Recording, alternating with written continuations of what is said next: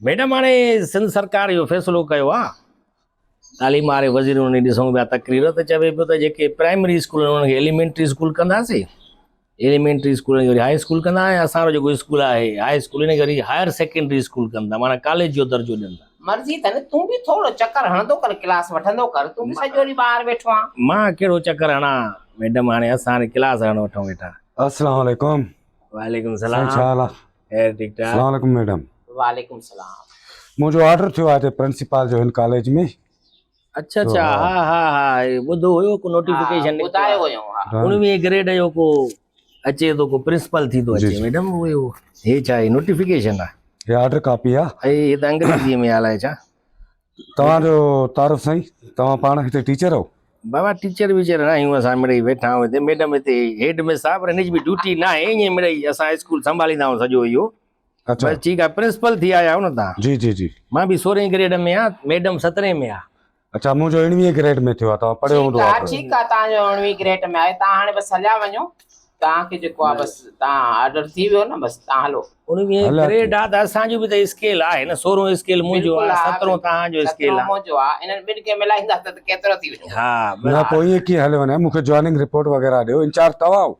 तव्हांखे letter joining जो मिली वेंदो घर वेठे। जॉइनिंग तव्हांजी थी वई बसि तव्हां हाणे हलो घर तव्हां हाणे प्रिंसिपल थी वियो बसि स्कूल जा लेटर तव्हांजो अची वियो बसि असांखे ठीकु आहे। ठीकु आहे घर वेठे कीअं मिली वेंदो? बाबा घर तव्हां वेही रहो वञी तव्हांखे पघार मिलंदी पई बेफ़िक्र थी वेही रहो। तव्हां प्रिंसिपल आहियो हिन स्कूल जा 19 ग्रेड में हो न प्रमोशन थियो अथव न जी हा प्रिंसिपल तव्हां आहियो ठीकु आहे। उहो त आहियूं बाक़ी तव्हां वञी विहो घर बाक़ी जेका DDO जा पावर आहिनि जेके उहे मैडम खे तव्हां ॾेई छॾियो बसि तव्हां लिखत वठी था छॾियूं तव्हां घर अची करे। ठीकु आहे हा ठीकु आहे। DDO जा पावर आहे मैडम खे ॾेई छॾियूं? हा ईअं छो भला? बाबा DDO असां सॼो कारवार हलायूं था न स्कूल जो असां। इंचार्ज मां थी आयो आहियां। ऑर्डर मुंहिंजो थियो आहे। जॉइनिंग रिपोर्ट घुरां थो त वञी घर वञी वेही रहो। DDO पावर जेको आहे हेड मास्टर खे ॾेई छॾ। इहो छा तरीक़ो आहे? भला छा हमेशह लाइ घर वेहण जो मूड अथई छा? असां बाबा मथां वारनि जा माण्हू आहियूं हर भरूं या डायरेक्टर फोन करे तोखे DEO फोन करे पोइ सही आहे पोइ चुप करे वेहंदे घर। ॻाल्हि ॿुध हिन सिम जे ॾेॾर खे सम्झाए छॾ मूंखे कावड़ न ॼाराए। मैडम जा वॾा हथ मज़बूत अथई मथां वारनि जा हथ आहिनि असां ते तूं छॾे ॾे हिन ॻाल्हि खे बाक़ी तूं प्रिंसिपल थिए थो ठीकु आहे तुंहिंजी जॉइनिंग थी वई। मां बि कंहिं ताक़त ज़रिए आयो आहियां। ऑर्डर थियो आहे मुंहिंजो। मां कमीशन पास आहियां। मुंहिंजी ऑफिस किथे आहे? हिन कमीशन पास कई आहे? जी ख़बर आहे कीअं कमीशन पास थिए थी उन ॻाल्हि खे छॾे ॾियो।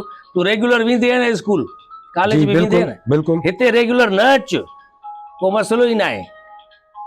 तव्हां मूंखे हाणे जॉइनिंग रिपोर्ट ॾियो था नथा ॾियो?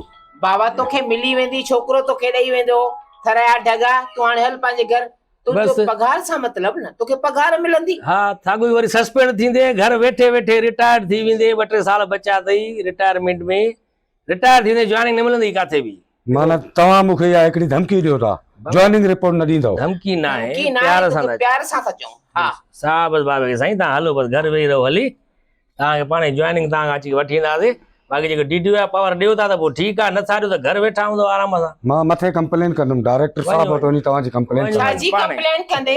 डायरेक्टर हिते अची कंदे छा मूंखे ॿुधाए? डायरेक्टर पाण तोखे फोन करे तूं चवंदो प्रिंसिपल थी आयो आहे या तूं स्वीपर थी आयो आहे तूं वॉशरूम साफ़ कंदे यू गो यू कैन मां गो हिन डाउन। कॉलेज जो प्रिंसिपल आहियां। मां तव्हांखे इहा चार्ज वठी ॾेखारींदुमि। हा हा चार्ज तुंहिंजी थी वई बाबा हल मोकलेस मां ये कोटी लाइ हणंदीमांसि मोचड़ा कॾेस DDO पावर ॾे कोन थो सालियानी बजट ईंदी करोड़ रुपया उहे वरी असां न खाऊं हिनखे ॾियूं इनखे हिसो ॾियूं। ऐं साहब अचूं त वेही रहो घर वञी करे तोखे मिलंदो पंहिंजो हिसो सम्झी न वरी चवां मथे कंप्लेन कर इनखे जॉब कीअं मिली? बसि मैडम अहिड़ा मुंहं बि अची था इहो त साढे मुंहं मांखे हैरत पई लॻे। वरी चए कमीशन पास आया कमीशन पास आहे पादर अहिड़ा हणास लेटर चङो खणी ठीकु आहे हाणे मुंहिंजो ड्राइवर अची वियो मां हलायां थी। ठीकु आहे हलो हलो मां बि स्कूल बंदि थो कयां बसि हाणे बसि। हा